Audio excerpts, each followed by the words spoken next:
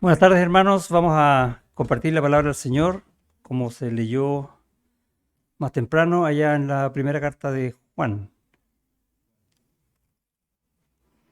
Estamos siguiendo una serie que se llama Sabemos que somos de Dios.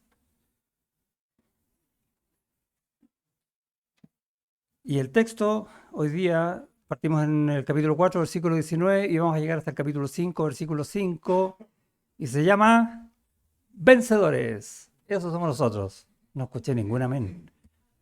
Y yo le puse color y todo.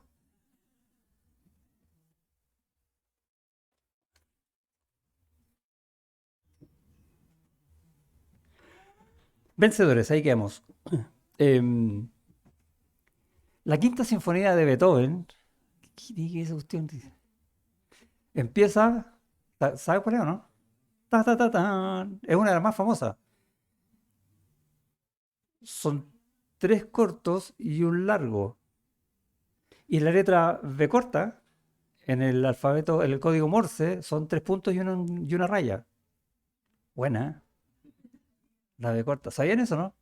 Ahora, una cosa no tiene nada que ver con la otra, porque esa sinfonía se escribió en 1804 y el código Morse se inventó en 1840. Son, son coincidencias que el Señor hace. Ahora, la sinfonía no tiene nada que ver con el Señor tampoco, pero era para un poco llamarles la atención a la letra B de Vencedores. Sí, tenemos ahí una medalla en el título de la prédica de hoy. Vamos a orar. Señor, gracias por tu bondad, por tu misericordia, por tu palabra que nos enseña, por tu palabra que exalta tu nombre y el de nuestro Señor Jesucristo, Señor, y que en Él nos haces vencedores. Queremos entender esas verdades hoy en nuestras vidas, Señor. Queremos vivir acá en este mundo pecador como vencedores en Cristo. Ayuda a tu iglesia, necesitamos hoy y siempre, en el nombre de Jesús. Amén. En esta carta, Juan nos dice cómo vivir con gozo en este mundo. Básicamente, esta carta de Juan trata ese tema y vemos en el capítulo 5, versículo 19, que dice, y sabemos que somos de Dios. O sea que nuestro mundo, nuestra vida está en el Señor, ¿sí o no? Y el mundo entero está bajo el maligno. Y es en este mundo donde físicamente estamos viviendo. ¿Cómo? En victoria, en el Señor. Aún estando en este mundo que está bajo el maligno. Y Juan nos enseña, como les dije, a vivir con gozo en este mundo, enseñándonos estas verdades. En el mismo capítulo 5, en el versículo 13, leemos lo que quiere Juan. Estas cosas os he escrito a vosotros que creéis en el nombre del Hijo de Dios. Un tremendo amén de la iglesia. Amén. Para que sepáis que tenéis vida eterna y para que creáis en el nombre del Hijo de Dios. Y este creer no es un mero creer, sino que es rendirse. ¿Sí? Es fe, es vivir en Él. Contémoslo de recién. Sabemos que somos de Dios, el mundo entero está bajo el maligno, pero nosotros vivimos por fe en Cristo. Ahí está nuestra vida. Y en el capítulo 1, versículo 4, también nos dice,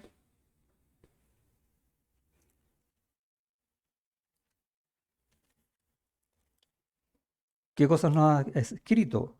Estas cosas os escribimos para que vuestro gozo sea cumplido, para que esté completo.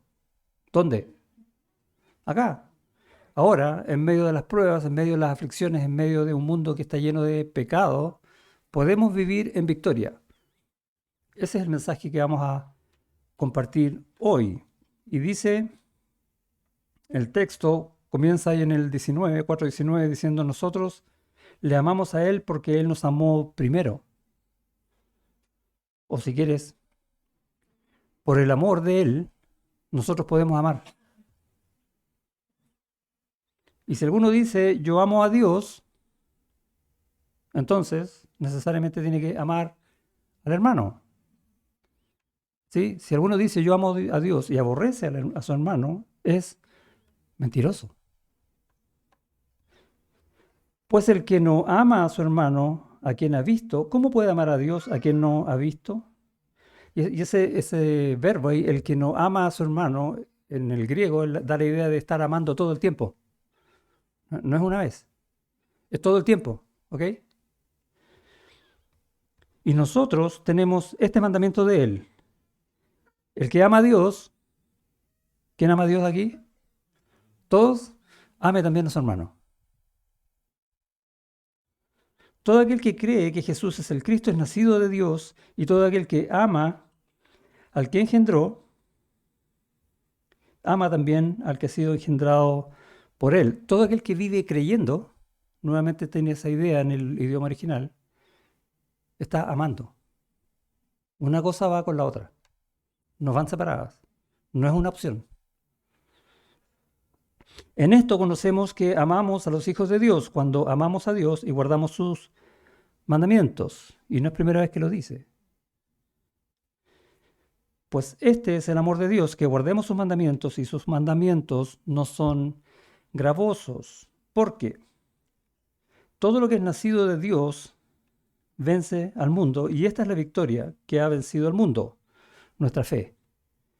¿Quién es el que vence al mundo sino el que cree, que vive creyendo, que Jesús es el Hijo de Dios? Pareciera ser que los versículos 4 y 5, que hablan de la victoria, hablan de un nuevo tema, de un tema distinto. Estábamos hablando del amor, amamos al Señor, por lo tanto nos amamos entre nosotros, y de repente dice, habla del que vence al mundo. Otro tema, tuve que leer varias veces esta porción para ver que no es otro tema, es una continuación del mismo, y de hecho es la respuesta que nosotros necesitamos para vivir en victoria en este mundo hoy. ¿Cuál es la respuesta? El amor. Nos cuesta mucho vivir de acuerdo con la voluntad de Dios. ¿Cuál es la voluntad de Dios? Acá en el texto, ¿qué dice? Hay un mandamiento, ¿no? ¿Cuál? Amarnos. ¿Sí? ¿Quieres saber cuál es la voluntad de Dios para tu vida? Ámame. Y yo te voy a amar. Esa es la voluntad de Dios para mi vida. Que nos amemos unos a otros. No está tan difícil, ¿sí? Bueno, en mi caso a lo mejor sí. ¿Que me amen? No. Puede resultarnos difícil, pero Dios ha puesto todo para que podamos hacerlo. Eso fue lo que Él hizo en la cruz, en Cristo.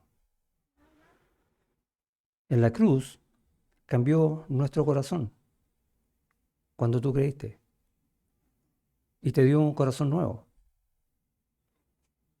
Y el amor de Dios fue derramado en tu corazón por el Espíritu Santo que también te fue dado. Podemos amar como Dios ama. De hecho, el verbo en el griego que usa aquí para amar, cuando amamos a Dios y cuando Dios nos ama a nosotros, es el mismo verbo que usa cuando nos amamos unos a otros. No es distinto. Mira qué dice el texto, versículo 19, 4:19. Nosotros le amamos a Él porque Él nos amó primero. Él nos dio todo su amor. Acabamos de cantar de esa cruz donde murió el Señor, donde lo dio todo por amor a nosotros. ¿Qué esperaba Él a cambio? Nada. Porque nosotros no podemos darle nada. Él simplemente amó y nos sigue amando. Y en la medida que la intensidad de ese amor, o la calidad de ese amor, o no sé, o la cantidad del amor de Dios, y estamos hablando de algo que es infinito, que Él ha derramado sobre tu vida, empiezan a ser experimentados por ti, entonces se van a ir tus temores. Y eso lo dice en los versículos anteriores, en el 18, en el amor no hay temor. Hay solo amor, de verdad. Cuando entiendes y vives ese amor, lo comprendes, lo aprecias, lo valoras, tu fe se fortalece. ¿Quién te ama como Dios te ama? No me digas nadie. Nosotros tenemos que amarnos de la misma manera. Tenemos que aprender, ¿o no? Esa es la victoria. Pero en realidad nadie ama como Dios ama, a un amor sin pecado. Wow. Y vas a desear entonces amar a tu hermano de esa misma manera, porque ese amor te sobrepasa. Eso es lo que está diciendo Juan en los versículos 19, 20, 21. Dios no nos ama por necesidad. Dios no necesita nada de nosotros. Es más, ni siquiera podemos darle algo. Si hay algo que es nuestro que no nos haya dado Dios, y lo he dicho varias veces, es el pecado, y no es bueno para dárselo a nadie, ni siquiera a nosotros mismos. Él no nos ama por necesidad, pero nosotros muchas veces amamos a Dios por necesidad, y tenemos que ser honestos, ¿o no? Estamos afligidos, ¿dónde voy? Al Señor. No por Él, sino por lo que yo necesito. A veces nos gustan las bendiciones del Señor, pero solo las bendiciones, no el Señor, para disfrutarlas. Porque nuestro amor, estando aún en esta carne, es un amor interesado. Tenemos que entonces aprender a apreciar el amor de Dios y vivir del amor de Dios para poder amar como Dios ama los unos a los otros. ¿Cómo amamos al hermano? Y varias veces lo he hecho ponerse en este ejercicio. Piensa en ese hermano, el que menos, el que ojalá no haya venido hoy, no sé, el que te cuesta saludar o compartir, o quizás contarle algo tuyo de tu corazón. ¿Cuánto lo amas? Quizás lo vas a amar a cambio de algo.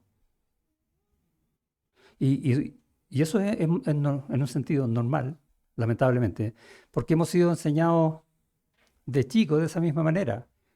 A veces uno compara el amor de Dios con el amor de una madre a un hijo, ¿sí?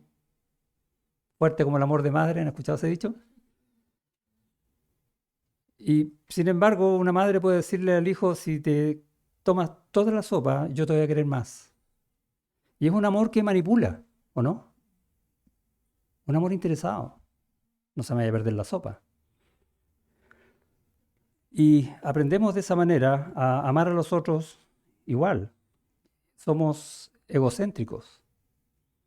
Ojalá todas las cosas sean para bien mío. Y si otra persona va a hacer algo, que redunde todo eso en algo, pero súper lindo para mí. Y nos cuesta no pensar en el yo, en vez de pensar en el tú, que es lo que hizo el Señor. La fe, por eso hablé de esto del creyendo todo el tiempo, el creerle todo a Dios, esperar todo en Él haciendo su voluntad, y sabemos cuál es su voluntad, es pasar lo que Él nos dio internamente hacia afuera. Eso se llama testimonio. ¿Sí? Dar testimonio de lo que Él nos ha dado. Eso produce la fe, creerle todo a Dios y vivir de acuerdo con eso.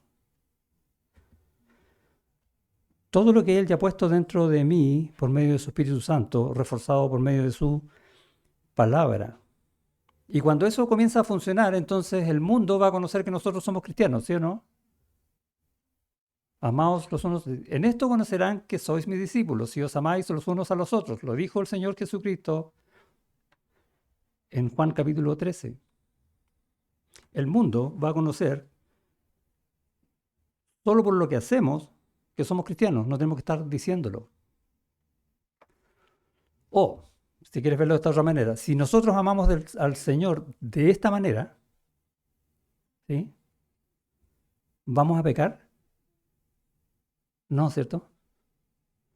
Y eso es lo que habla el capítulo 5, versículo 3. Pues este es el amor de Dios, y pensemos que con ese amor de Dios nosotros lo amamos a Él, que guardemos sus mandamientos, hacemos su voluntad, y sus mandamientos no son gravosos, porque lo estamos haciendo, su voluntad, amarnos unos a otros. ¿Te pesa? ¿Te cuesta? No, ¿cierto? Suena simple. Tenemos que entrenarnos en eso, en el día a día, orar para que el Señor, que me dio ya un corazón que puede amar de esa manera, me ayude a hacerlo. Que lo que yo tengo dentro se vea afuera. Y Juan, como el pastor que es, un pastor amoroso, está tratando de mostrarnos estas verdades por medio de lo que podríamos llamar las pruebas de la fe. En esta carta va a probar nuestra fe y vamos a ver versículos donde nos trata de mentirosos, ¿sí? Para animarnos. De esa manera va a probar nuestra fe. Dice en el capítulo 2, versículo 4. El que dice yo le conozco, que tiene una intimidad con Dios, y no guarda sus mandamientos, el tal es mentiroso. Y la verdad no está en él. ¿De qué está hablando? De guardar los mandamientos, de una fe que obedece.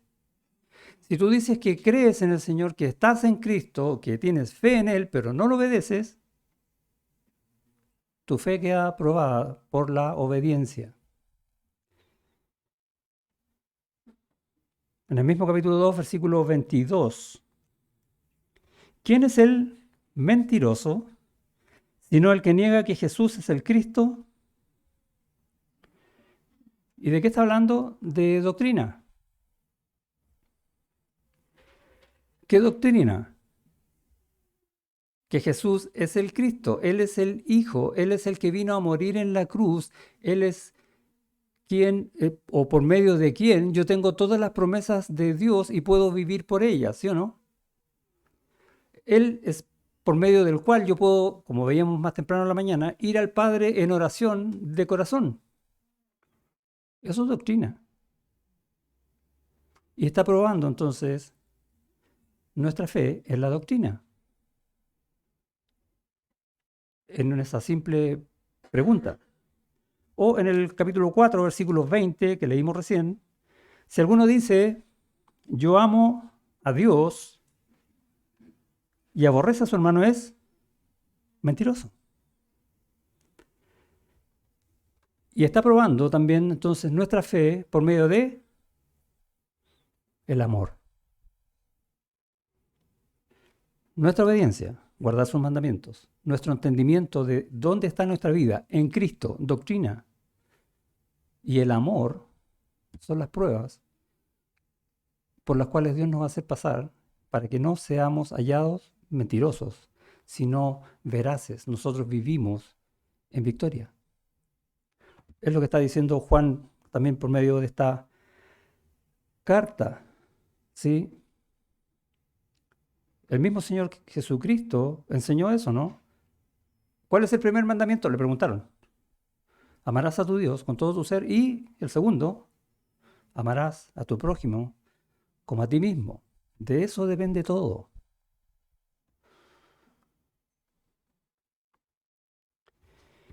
En Juan capítulo 13, leemos el texto ya en el aposento alto cuando está con los discípulos, dice, así que después que les hubo lavado los pies, tomó su manto, conocemos el pasaje, volvió a la mesa y les dijo, ¿sabéis lo que os he hecho? Y esta pregunta es clave. Vosotros me llamáis maestro y señor y decís bien, porque lo soy. El maestro estaba enseñando el amor al otro. Y le está diciendo, ustedes dicen que yo soy el maestro y el señor. Y este es mi mandamiento. ¿Se acuerdan, no? Amaos los unos a los otros. Y lo está ejemplificando. Pues si yo, el Señor y el Maestro, he lavado vuestros pies, vosotros también debéis lavaros los pies los unos a los otros, porque ejemplo os he dado para que como yo os he hecho, vosotros también hagáis. ¿Cuál era la pregunta? ¿Sabéis lo que os he hecho? ¿Lo entiendes?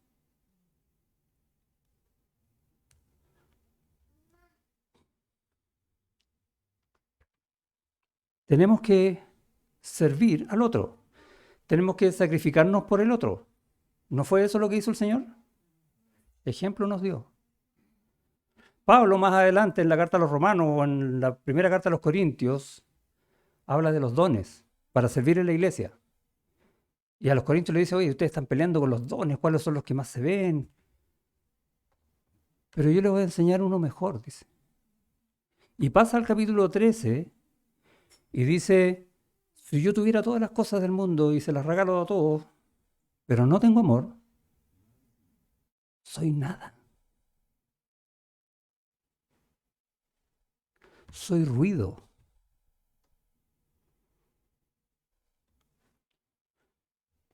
Por eso dice, yo os enseñaré algo más excelente. El amor. El amor es lo que permanece. El amor nunca se acaba. En el cielo se va a acabar el evangelismo, ¿o no? Se van a acabar los dones. Pero el amor no. El amor permanece. Y esa es nuestra vida. Esa debe ser nuestra victoria. ¿Se dan cuenta que los pasajes están unidos?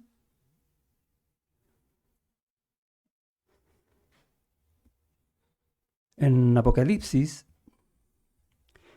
capítulo 2, el Señor Jesucristo va a hablar acerca de las iglesias. Y hay un pasaje bastante conocido cuando habla de la iglesia de Éfeso. Y la iglesia de Éfeso era una iglesia que tenía la doctrina clarísima y había luchado contra los falsos maestros y tenía todo, pero en orden, como nosotros. Y dice en el versículo 4, pero tengo contra ti que has dejado tu primer amor. Wow. Pero estamos haciendo las cosas bien. Sí, pero no.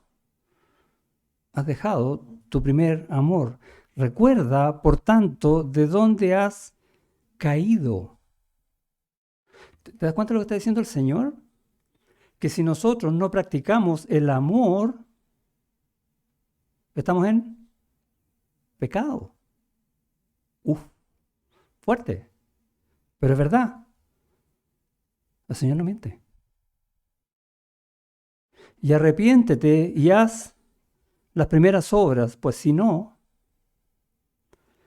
vendré pronto a ti y quitaré tu candelero de su lugar, si no te hubieres arrepentido. ¿Sabes lo que es el candelero en ese texto, no? Capítulos 2 y 3 de Apocalipsis. La iglesia. Mira lo que pasó. ¿Se arrepintieron? Hay una foto que les quiero mostrar. Ahí viene. De la iglesia de Éfeso.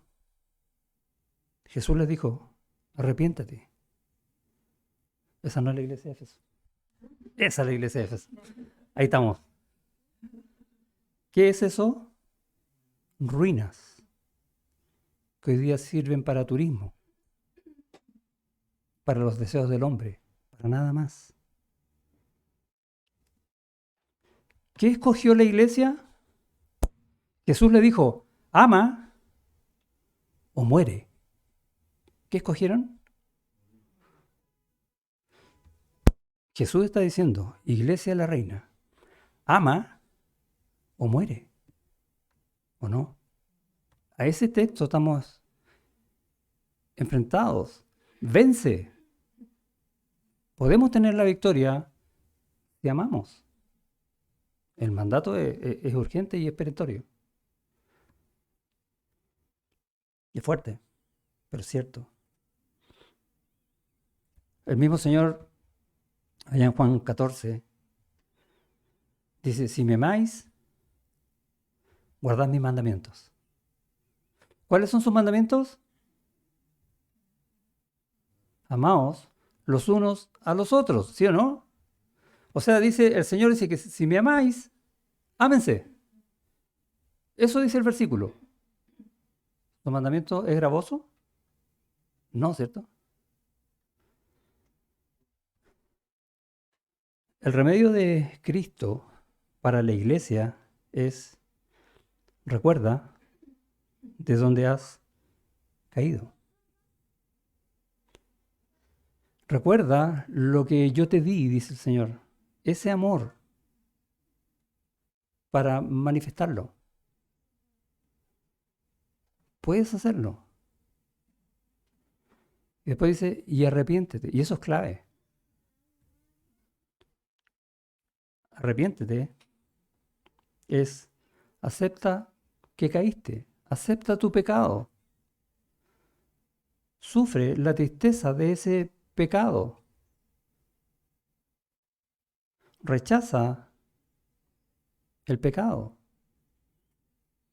Y ora para tomar la decisión correcta. Eso es arrepentirse. Cambiar el rumbo totalmente. Y termina diciendo el consejo del Señor, y haz las primeras obras. ¿Cuáles son esas? Haz todas las obras en amor. Ámense.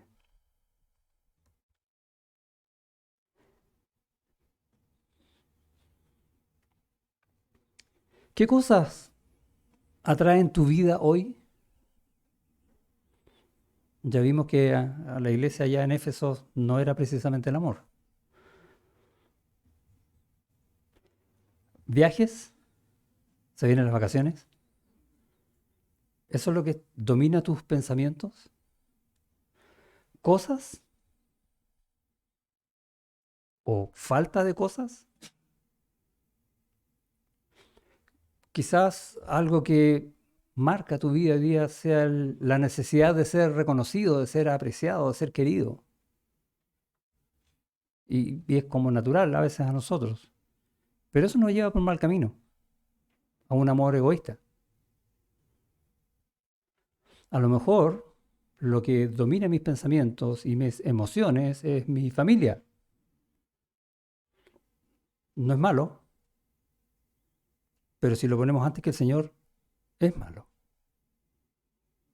Y dejo que mi vida sea llevada por las emociones y el amor lo dejo fuera. O quizás estamos pasando pruebas y lo que más me preocupa a mí es mi salud, por ejemplo. Y sea la salud lo que más me guía en mis decisiones y en mis pensamientos. Y me quejo. ¿Quién me va a amar así? ¿A quién voy a amar así si estoy tan preocupado de mí? Hay cosas que no funcionan para cumplir el mandato del amor o para desear hacerlo, siquiera. ¿Crees que si te acercas más a Cristo te va a dar esas cosas? Uno dice, sí, el Señor sabe lo que necesitas, pero ojo, si te estás acercando a Él por las cosas y no por Él, porque entonces no estás amando, salvo a ti mismo, egoísmo, así se llama. Tienes que vencer eso. Cuidado con el egoísmo. Tenemos que vencer eso. Tenemos que ser vencedores. ¿Cómo lo vencemos? Ama. La palabra es corta y es fácil. ¿Ves? No eran dos pasajes, es uno solo. Mira cómo lo resume Juan, capítulo 5, versículo 1. Todo aquel que cree, que vive creyendo que Jesús es el Cristo, que vive por fe en Él todo el tiempo, es nacido de Dios, o léelo al revés. El que es nacido de Dios tiene fe en el Señor. Eso dice esta frase. Y todo aquel que ama al que engendró, ama también al que ha sido engendrado por Él. No puede no hacerlo. El que es nacido de Dios cree en Jesucristo como Señor y Salvador, ¿cierto? Y esa es mi vida, no es otra. Y el que ama a Dios vive amando a sus hermanos. No puede amarse a uno y no al otro. No puedes decir que amas a los hermanos si no amas a Dios. Ni puedes decir que amas a Dios si no amas a los hermanos. Es como si yo te dijera, amo tu cabeza, pero no amo tus brazos. Amo tu ojo izquierdo, pero no el derecho. Sí, este tipo está loco, ¿no? Pues vivimos de esa manera. ¿Qué somos nosotros? No somos el cuerpo de Cristo, no somos uno con Él. ¿Cómo podemos decir que amamos a Cristo y no su cuerpo? ¿O parte de su cuerpo? Es lo mismo, ¿no? Pero hay que ponerlo de esta forma media ridícula para que nos demos cuenta. No amo tus piernas. Entonces, no amo a mi hermano. ¿Cómo puedo decir que amo al Señor? En esto conocemos que amamos a los hijos de Dios cuando amamos a Dios y guardamos sus mandamientos. Ese es el resumen que está haciendo Juan para que nos demos cuenta. Y en el versículo 4 dice que el que es nacido de Dios vence el mundo. ¿Qué decía en el versículo 1? Que el que es nacido de Dios vive por fe y ama. ¿Qué decía en el versículo 7? Dice, amados, amémonos unos a otros porque el amor es de Dios. Mira, todo aquel que ama, todo aquel que vive amando es nacido de Dios y conoce a Dios. O sea, todo aquel que es nacido de Dios vive amando. Versículo 4, 5:1. Todo aquel que es nacido de Dios vive creyendo en Cristo, en fe. Versículo 4. Todo aquel que es nacido de Dios tiene la victoria. ¿No es la fe? Es la fe. Y por eso amamos. Suena como quizás medio enredado la forma que lo dice Juan, pero está diciendo exactamente eso. Todos nosotros que creemos en el Señor, que confiamos en el Señor, que amamos al Señor, hemos vencido al mundo. ¿Por qué? Porque el amor vence todo. ¿Cuál es nuestra victoria? Nuestra fe. ¿En qué somos vencedores? O dicho de otra manera, ¿qué cosas tenemos que superar? ¿Qué cosas tenemos que vencer todavía? Ojo, no es nosotros, sino que es Él en nosotros, el que nos hace vencedores. Es como el Espíritu Santo obra en tu corazón, lo que te hace vencedor. Es como la palabra de Dios cambia tu vida, conforma tu vida a Cristo, es lo que te hace vencedor. Ese es el valor de la palabra en la iglesia. La iglesia que ama y no muere. El Señor dijo ya en Juan 16:33, quizás este es el versículo más famoso acerca de la victoria, ¿no? Dice, estas cosas os he hablado para que en mí tengáis paz. En el mundo tendréis aflicción, pero confiad. Ten fe. Yo he vencido al mundo.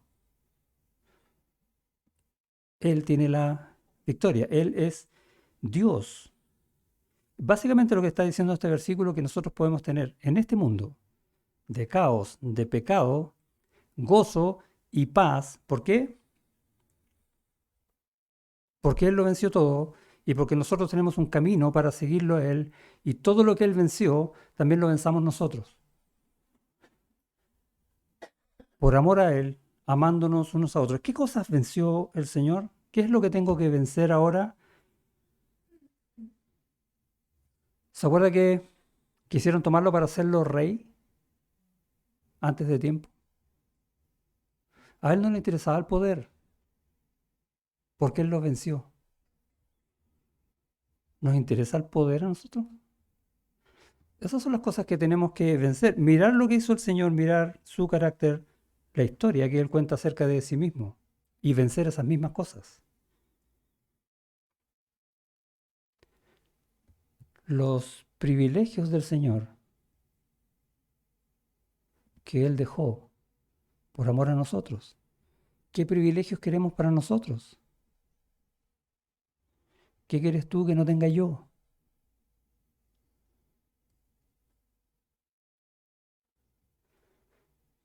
¿Popularidad? ¿Ser famoso? ¿Que todos me miren? ¿Que todos me busquen?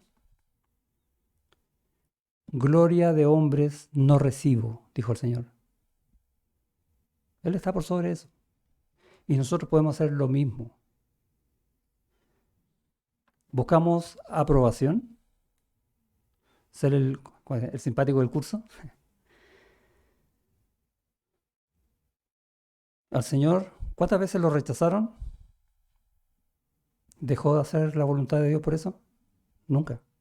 Él venció. Nosotros también podemos, por amor a Él, con el amor de Él, por amor unos a otros.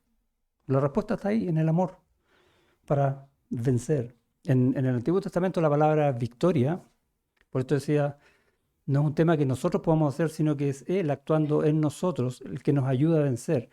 La palabra victoria no se la voy a decir en hebreo, una pronunciación rara. Tiene el sentido de salvación, liberación, rescate, poner en un lugar seguro. Esa es la victoria. Muchas veces pensamos en la victoria como derrotar a otro. El Señor dice, no, no, no. Yo derroté la muerte y el pecado, ¿sí o no? ¿Qué vamos a derrotar nosotros? La victoria es salvarte de lo que no te conviene, liberarte del pecado, de no amar, por ejemplo, rescatarte de lo que no conviene. Proverbios, para ir un poco a este sentido de la victoria, dice Proverbios 21:31, el caballo se alista para el día de batalla. Conocemos ese versículo, ¿no? Mas Jehová es el que da la victoria. Y como dice, para el día de batalla, y Jehová el que da la victoria, pensamos en una guerra y que vamos a derrotar a alguien. No, el sentido del versículo no es ese. Dice, no importa lo que el ejército, los malos o los pecadores usen, yo te voy a salvar de eso. Eso es lo que está diciendo el Señor. Esa es la victoria. Salmo 144, 10. Tú, el que da la victoria a los reyes, el que rescata de maligna espada a David su siervo.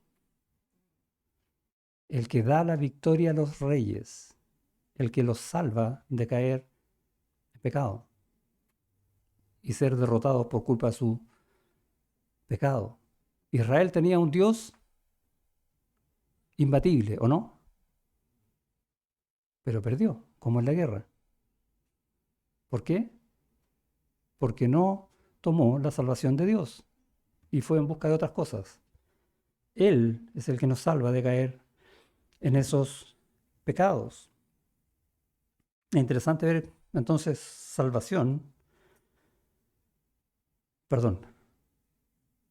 victoria en el Antiguo Testamento. Tiene ese sentido de liberación de obra de Dios. Es de Dios, pues nosotros no podemos solos. Y si queremos hacerlo solos, una de dos. O vamos a caer en soberbia, o, si nos va bien, en egocentrismo. Pero vamos a caer, tenlo por seguro. Si crees que no puedes dejar algo, que Dios no puede liberarte de algo, de algún pecado, Satanás te va a ayudar con eso y te va a convencer de que no puedes, aunque luches. Es que yo estoy luchando por esto. No estás dejando actuar al que venció, ¿o sí? Estás luchando solo. ¿Dónde dejaste al Señor? Él venció por ti. O no estás valorando la victoria de Cristo. Qué terrible pecado, ¿no?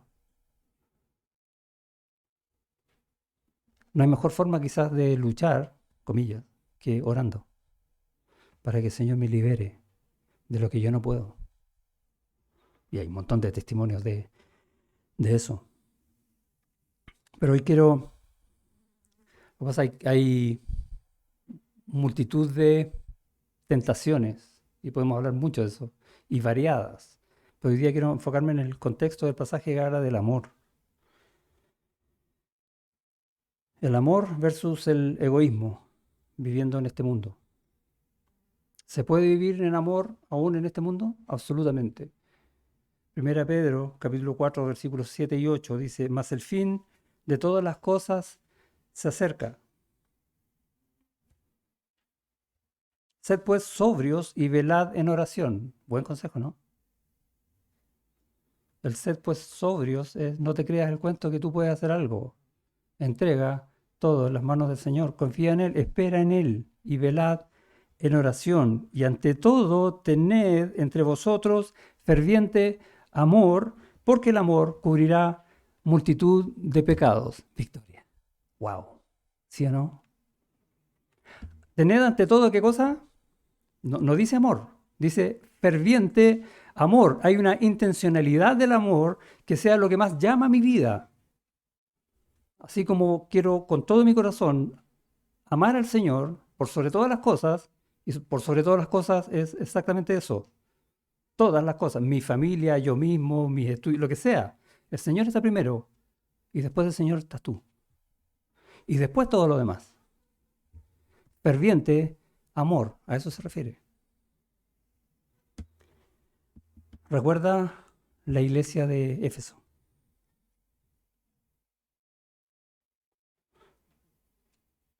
Has perdido tu primer amor.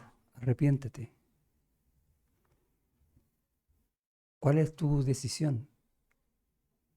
Yo quiero que nosotros digamos, ama. Y si no estoy amando, me arrepiento. No vayas a morir. Amén. Señor, gracias por tu palabra que es hermosa. A veces puede parecernos dura, pero es verdad, es lo que necesita nuestro corazón, nuestra vida para vencer. Y tú nos tienes aquí en este mundo para vencer. Si no, hace rato hubiésemos estado contigo en el cielo. Pero tienes propósito para nosotros aquí, hoy, en cada uno de nosotros, en esta iglesia. Que esta iglesia ame.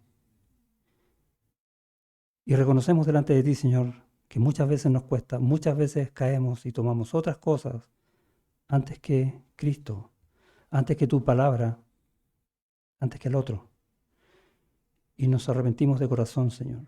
Ayúdanos a volvernos a ti, a, como dice el mandato del Señor, a hacer las primeras obras. Ayúdanos a cumplir ese mandamiento de amarte y amarnos antes que cualquier cosa. Ruego por nosotros. Te suplico por tu ayuda y tu dirección. En el nombre de Jesús. Amén.